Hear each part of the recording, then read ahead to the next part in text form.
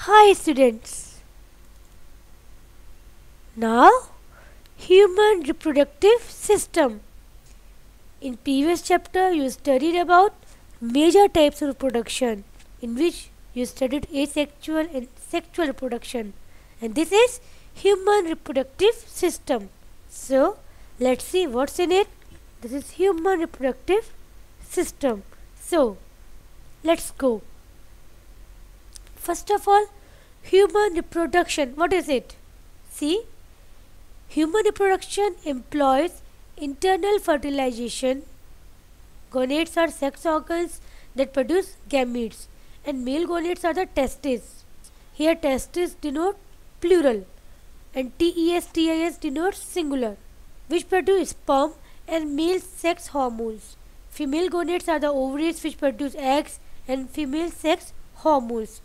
So, human reproduction is any form of sexual production resulting in the conception of a child. This typically involving sexual intercourse between a man and a woman. So, during intercourse, the interactions between the male and female reproductive systems results in fertilization of the woman's ovum by the man's sperm, which after a gestation period is followed by childbirth.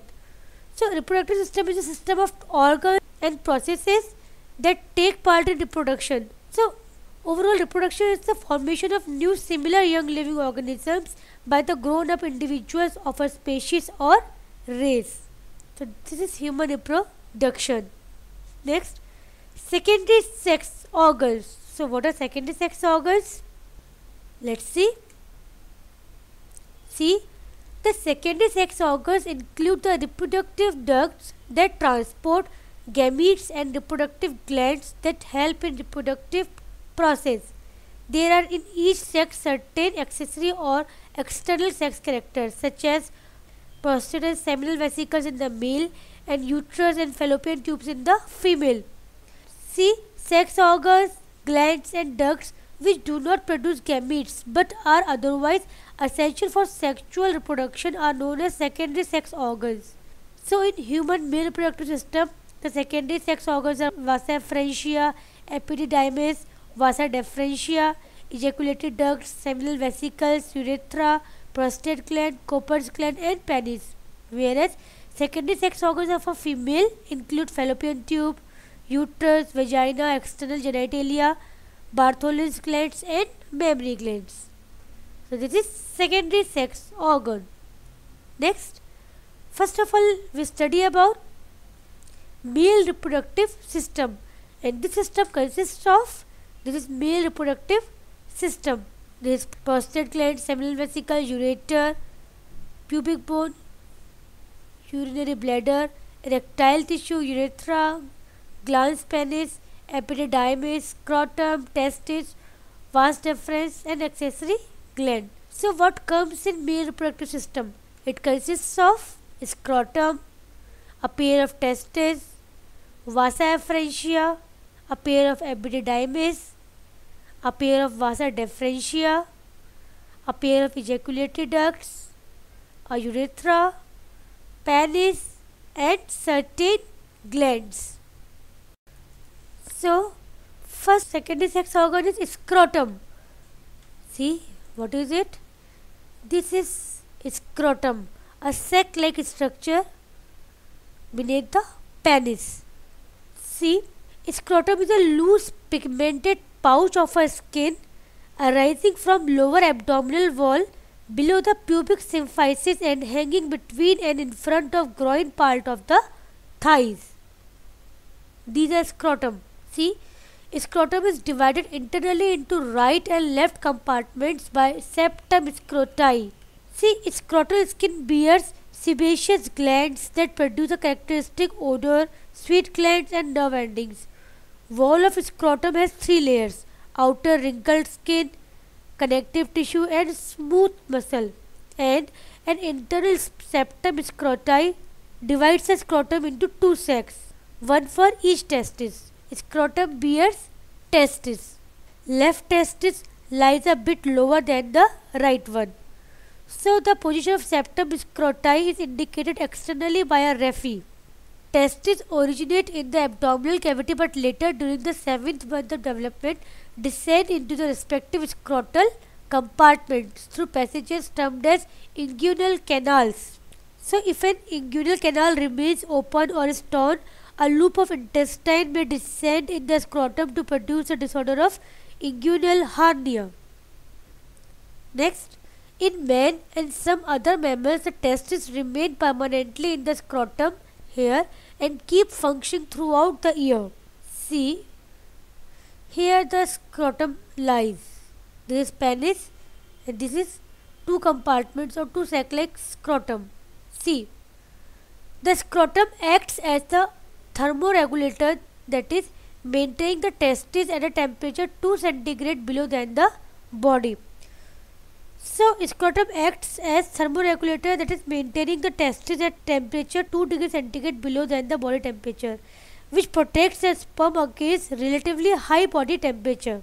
So when temperature falls, the scrotum brings the testes close to the body to get warmed, and when temperature rises, the scrotum becomes relaxed, thin and flaccid to lose heat. This leads to the failure of the testes to descend into the scrotum, which causes sterility because sperm formation does not occur at the abdominal temperature.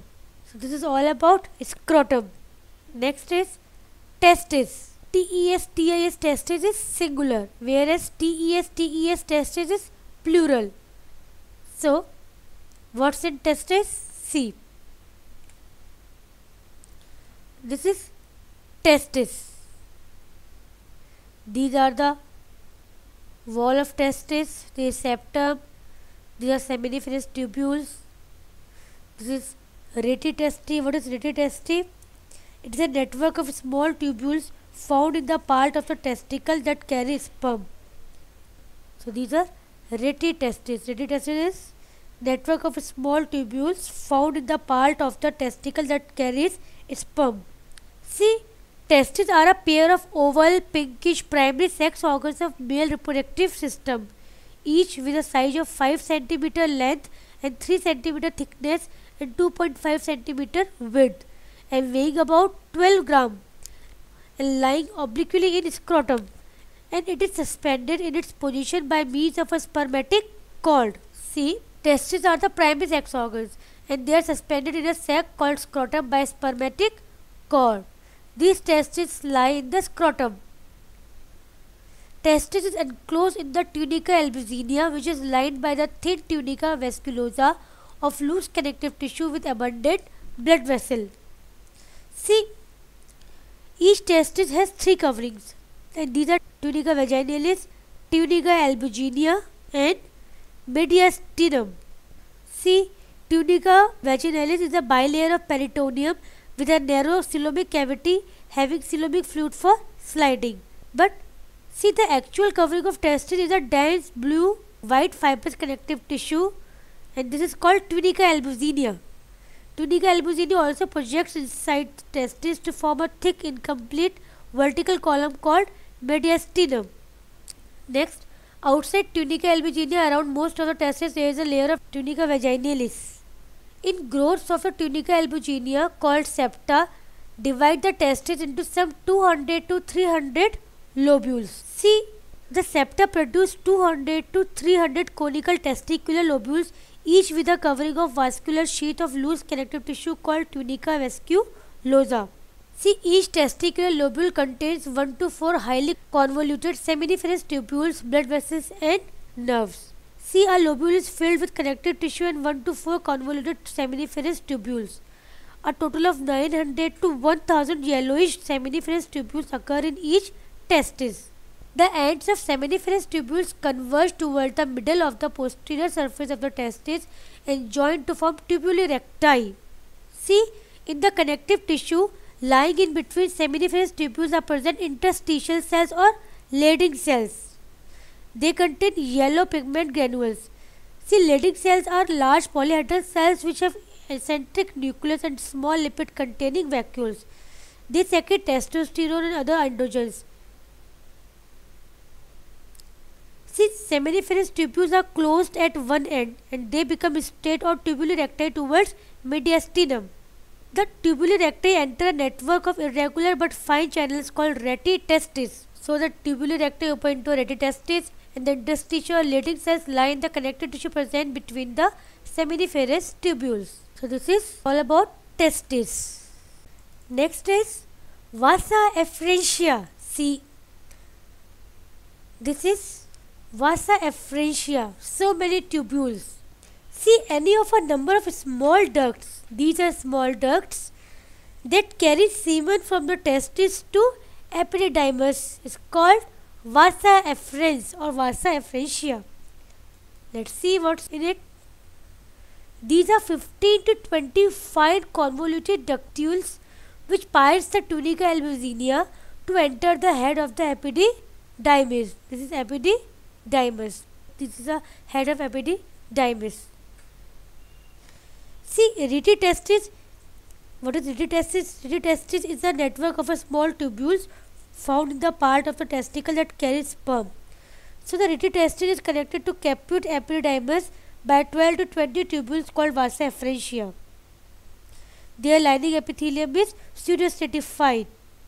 The vasa efferentia are lined by pseudostratified epithelium, many cells of which bear cilia to aid sperm transport. So ciliated cells help in conducting sperms. So tubular recti, retitestis and ductuli efferens constitute intertesticular genital duct system. This is retitestis, these are lobes of testis, this is head of epididymis, and this is the body of epididymis. So in short, vasa efferentia is any of a number of small ducts that carry semen from the testis to epididymis. Next is epididymis. What is epididymis? Epididymis is plural and epididymis, that is MIS, is singular. See, this is epididymis. This is. See, it is a long tube which is greatly coiled. Long tube greatly coiled and tightly packed to form an elongated flattened body attached to hinge surface of the testis. See, they are two long, highly coiled, narrow tubules which lie compacted along the testis from their upper ends to lower backsides. See, in epididymis, the sperms are stored for a few hours to a few days till sent out through ejaculation. Sperms not ejaculated are reabsorbed. Testis and epididymis are together called testicle. What is testicle? See, what are testicle? Testis and epididymis together called testicle. Next is, see, epididymis shows three regions. And what are these three regions?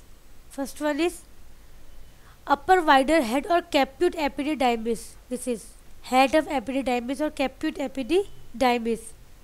Next, middle narrower body or corpus epididymidis. This is body of epididymis or corpus epididymis.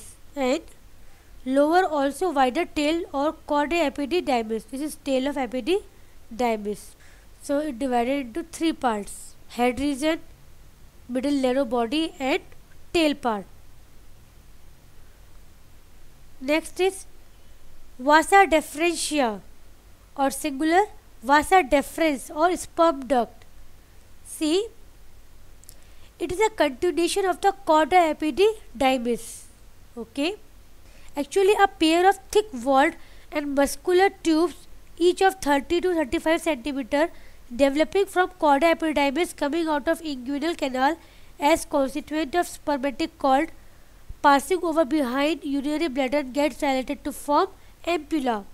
It is about 40 cm long and slightly coiled at first, but becomes straightened as it enters the abdominal cavity through the inguinal canal, where it passes over the urinary bladder, curves around the ureter, and joins the duct of a seminal vesicle to form an ejaculatory duct.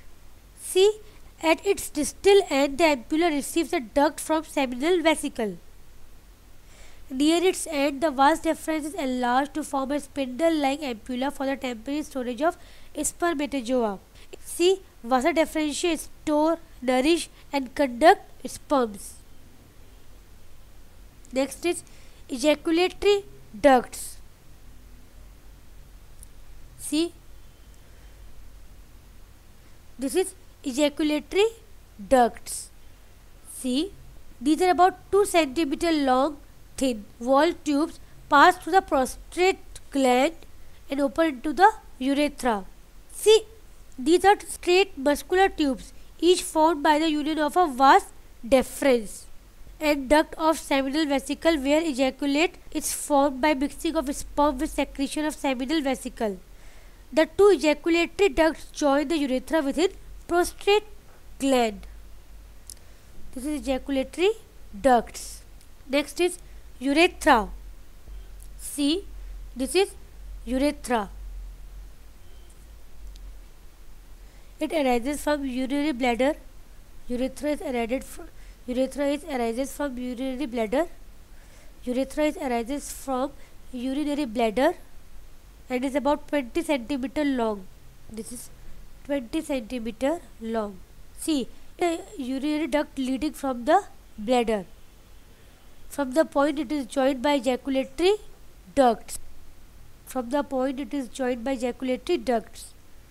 It also receives secretions of prostate and Cooper's glands. And urethra is 20 cm long and passes through the penis. See, it is divided into 4 parts, and these are urinary part, prostatic part, membranous and penile part. Penile urethra, bulbar urethra, prostatic urethra and membranous urethra. It ends inside prostate gland, where urethra receives the 2 ejaculated ducts to form urinogenital duct. So it has 3 regions: short proximal prostatic urethra, a very short middle membranous urethra, and this is penial urethra that passes through the penis. At the end, the membranous part of the urethra receives ducts from Cooper's gland. It then enters penis as penile part. The penile part is also called spongious urethra because it lies inside corpus spongiosum. So urethra opens at the tip of the penis. So epididymis, vasa deferentia and urethra collectively called excretory genital ducts. See, urethra has 2 sphincters, and these are: first one is internal sphincter of the smooth muscle fibers at its beginning, and external sphincter of straighter muscle fibers around its membranous. This is all about urethra.